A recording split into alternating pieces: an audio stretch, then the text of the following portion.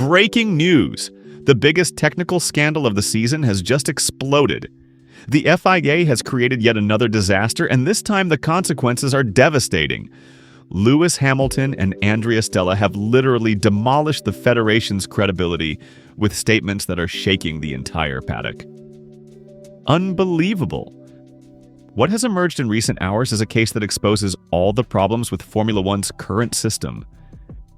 Get ready, because the story I'm about to tell you is a thriller filled with million-dollar waste, incompetence, and shocking revelations. The FIA introduced the infamous TD18, a technical directive that was supposed to revolutionize Formula One by solving the front-wing flexing problem once and for all.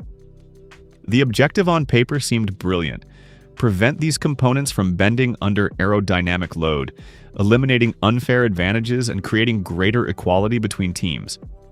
But the reality? A total disaster that has exposed the Federation's absolute incompetence. Hamilton, with his experience as a 7-time world champion, didn't mince words when demolishing this directive. "What a waste of money," the Briton said, calling TD18 a complete failure. His words carry enormous weight and represent a punch in the gut for those who believed in this reform. Literally nothing has changed. Everyone's wings still flex, it's just half the flexing, Hamilton declared without beating around the bush. Translation? Millions of euros thrown away for practically zero results. But here comes the most sensational plot twist. From the other side of the paddock, Andrea Stella released statements that shook Barcelona. The McLaren team principal revealed shocking details nobody expected, devastatingly confirming Hamilton's criticism. The impact was exactly what we expected, practically zero, Stella confessed with disarming honesty, a revelation that sounds like a final verdict against the FIA. The Italian genius explained how McLaren had predicted everything from the beginning. Their simulations showed changes close to zero, so much so that if they hadn't told the driver the wing was different, he probably wouldn't have even noticed. A revelation that destroys any credibility of these new rules. But let's get to the concrete facts. What exactly was this TD18 supposed to do? In theory, it should have set precise limits on wing flexing, preventing them from behaving like small, illegal, movable wings. The problem is that Formula One wings are incredibly thin and long structures, designed to be lightweight yet strong. When air hits them at high speed, it's physically impossible for them to remain completely rigid. It's like expecting a tree branch not to bend in strong wind. Physics can't be fooled, and the limits imposed by the FIA proved insufficient to completely eliminate the phenomenon.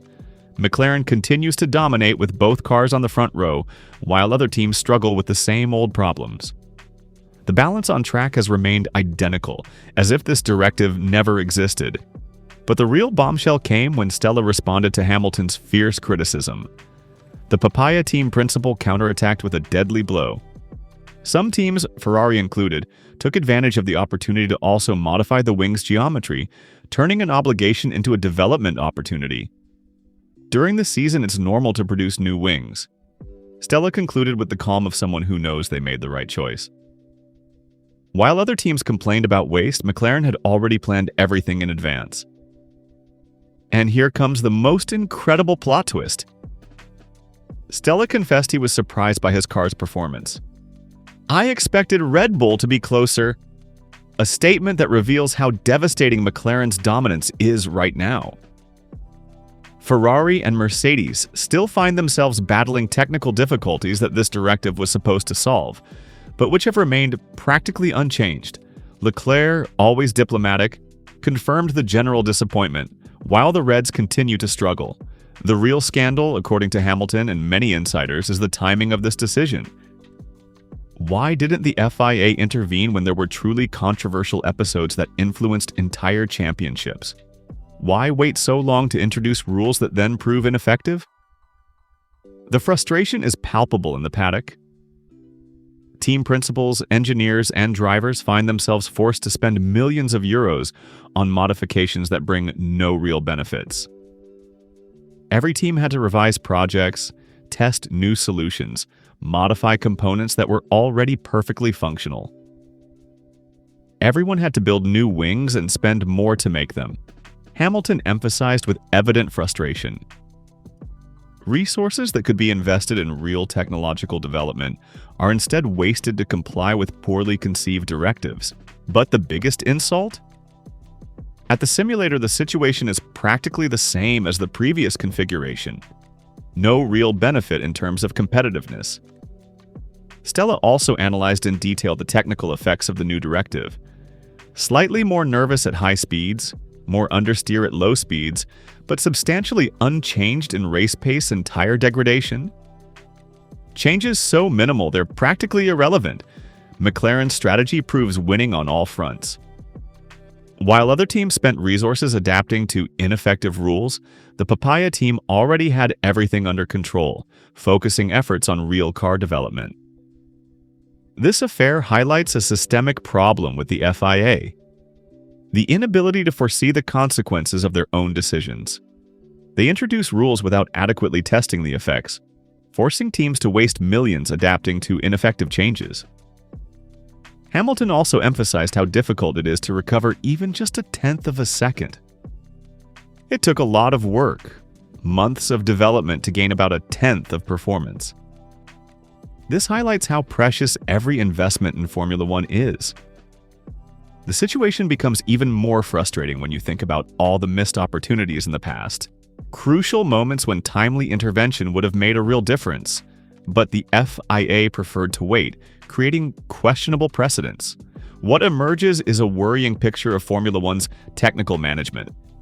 Decisions made too late, ineffective rules, enormous economic waste. And meanwhile, the championship's real problems remain unsolved. The lesson is clear: while the circus gets lost in controversies over ineffective directives, McLaren continues to rack up victories and pole positions. Their ability to predict, plan, and adapt is leading them toward a dominance that even they didn't expect. It's not enough to introduce new rules to solve problems.